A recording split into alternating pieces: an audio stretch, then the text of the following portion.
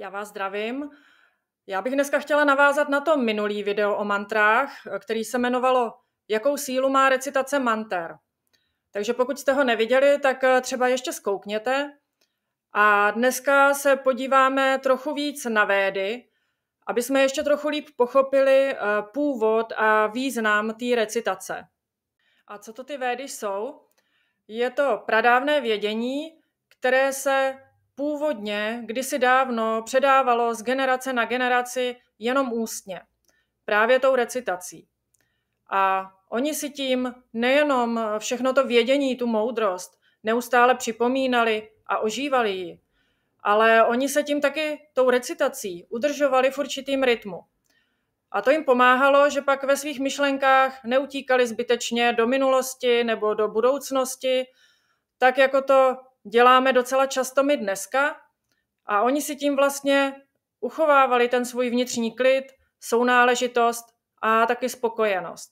A já bych se ještě chtěla zastavit u slova mantra. My jsme si minule říkali o jeho významu.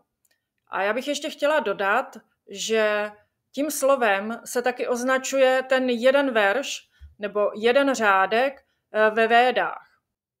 A když mluvíme o verších, tak už vás možná napadá, že ty védy to byla jedna velká poezie. A proto se taky posvátně přednášely a nespívaly. A vy, když s recitací manter začínáte, tak vy si opravdu můžete vybrat třeba jenom ten jeden verš. A ten potom můžete opakovat pořád dokola. Tomuhle opakování se říká japa. A tady taky vidíte doporučený počty těch opakování.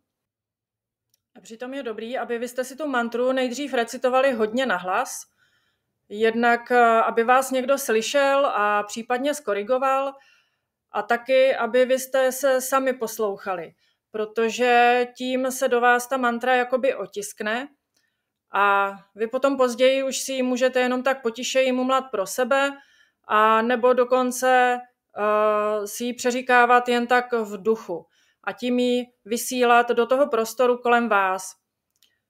A ono se to může někdy v některých situacích hodit, protože vy třeba si ji budete chtít odříkat, ale nebude to možný nahlas.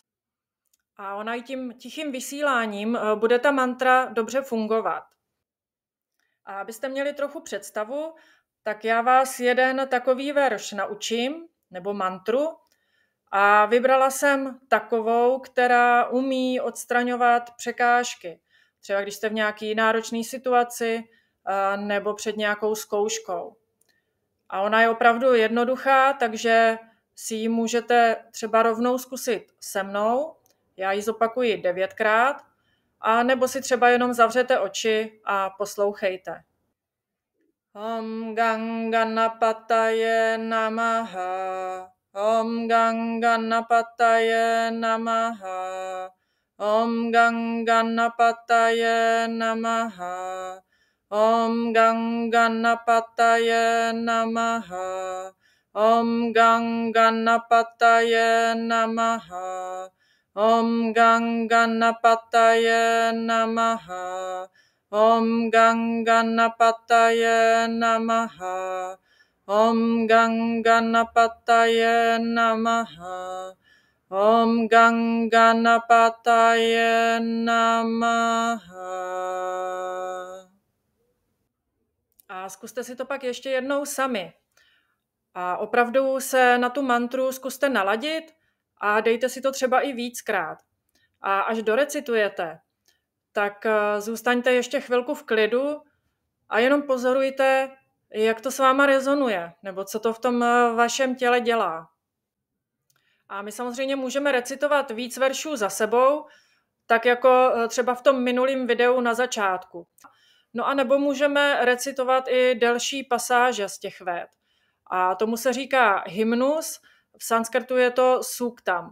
A to je takový hezký slovíčko, protože my, když si ho zase rozložíme na ty dvě části, tak su znamená dobře a uktam znamená řečený nebo vyslovený. Takže my v podstatě tou recitací z našich úst vypouštíme jenom dobrá slova. A přiznejme si, jak často třeba my v běžném životě si třeba stěžujeme, nebo něco kritizujeme, nebo se litujeme. A to podle Véd moc dobrý slova nejsou.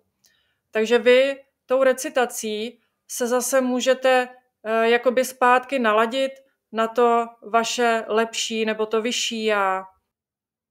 A vy, když se učíte recitovat tyhle další texty, tak se taky zároveň učíte neskutečné trpělivosti.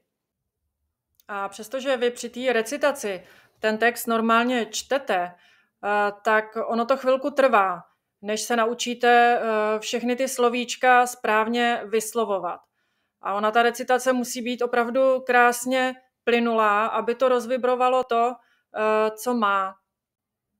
A my si za chvilinku řekneme i o určitých pravidlech, který ta recitace má, ale ještě bych chtěla zmínit jednu věc, a to, že z Véd se dají recitovat i celé kapitoly. Tomu se v sanskrtu říká prašnaha a ta jedna kapitola, když ji chcete třeba odrecitovat, tak ona může trvat třeba půl hodiny. Ale v reálu, když vy se takovouhle kapitolu chcete naučit a nastudovat, tak ono vám to může zabrat třeba týdny až měsíce. Každopádně je to úžasná výzva a vy si tím taky můžete perfektně zbystřit vaši mysl. A teď už pojďme na ty pravidla. Tím prvním je varna a to znamená, že my potřebujeme opravdu hodně důkladně a přesně vyslovovat ty jednotlivé slabiky. Druhým pravidlem je svara a to znamená nota. A tady už se zase dostáváme k tomu rozdílu mezi zpěvem a recitací, protože při zpěvu je povolený rozsah až 7 různých not. Ale při té recitaci jsou jenom 3. A je to ten jeden střední a pak občas to může jít o 1 tón výš nebo o 1 tón níž. A to je z toho důvodu, aby právě byla zachovaná ta monotónnost, jak jsem o ní říkala, a ten určitý meditativní efekt. Dalším pravidlem je mátra, neboli délka. A to znamená, že my bychom měli ty jednotlivé slabiky opravdu vyslovovat podle toho, jestli jsou krátký nebo dlouhý. A ono to může být docela záludný, protože vy, když se soustředíte jenom na výslovnost těch slovíček, tak někde vám to může utíkat. Ale ono je to důležitý v tom, že já vám dám jeden příklad, třeba máme bála a bala. To první znamená chlapec a to druhý znamená síla, takže to je docela rozdíl. No a bala neboli síla, to je také dalším pravidlem při té recitaci, protože v sanskrtu rozlišujeme neznělé a znělé souhlásky nebo celé ty slabiky. A oni ty znělé daleko víc rezonují v tom prostoru, mají větší sílu, větší energii. Takže my je zase musíme patřičně vyslovit. Dalším pravidlem je sáma neboli stejnost. To znamená, že my dodržujeme stejnou tu rychlost v tom přednesu. A úplně posledním pravidlem je samtána a to se týká sandhy. A vy si toho můžete všimnout, pokud znáte víc manter, že třeba jedno a to samé slovíčko namaha, což znamená pozdrav, tak jednou ho slyšíme opravdu jako namaha, pak namo nebo nama. A ono, právě ty pravidla sandhy nám můžou měnit koncovky toho jednoho slovíčka.